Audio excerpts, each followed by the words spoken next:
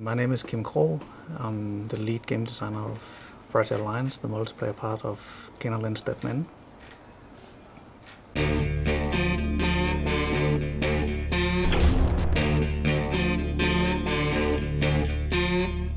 This was our first multiplayer game, and therefore we also decided to make a completely different game. Fragiile Alliance is a totally new take on multiplayer. It's 8 players starting together, right next to each other, and they have to do a heist together. And in one of the heists, they have to rob a bank. They arrive right outside the bank, right at the same time as a money transporter arrives, and after 200 seconds our getaway car leaves. So we better work together, we better work fast, and the winner is the player that leaves the heist with the most money. All the players, all the mercs that escape together in the alliance, they share the money equally. But if I become a traitor and kill one from the alliance, I don't have to share my money with anyone. I can keep the million for myself. It's this kind of greed that often breaks the alliance. When you become a traitor, you have a reward on your head. Everybody gets a reward for killing you. So as a traitor, you'll have everybody hot on your heels. The more guts you have, the earlier you become a traitor and kill one of the members, and the more greedy you are, the more money you're aiming for. When you die, you respawn as police, and you'll get back and have to stop the alliance from escaping the heist. It's totally different every time you play it.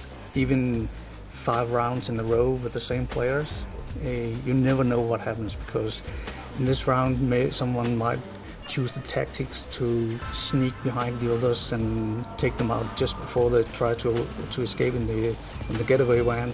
And sometimes the same player chooses to run through the level and escape, and then hope for other players to escape with him and share the money with them. It's totally different every time.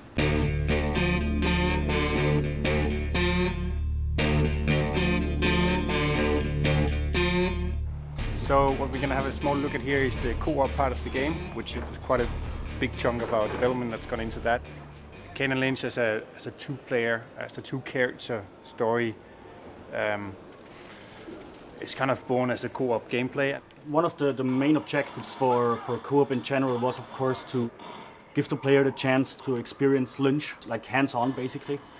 One of the unique features we have is that when you play Lynch, you're gonna experience things you're not gonna experience in single player. So you're gonna have your psychotic episode, so to say.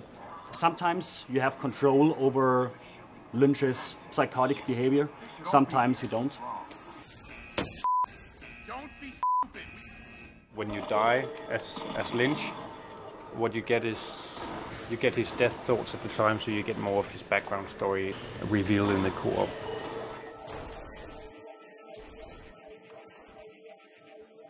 Then we have, of course, all the areas are designed with co-op in mind to create, of course, the classy co-op gameplay of outflanking enemies.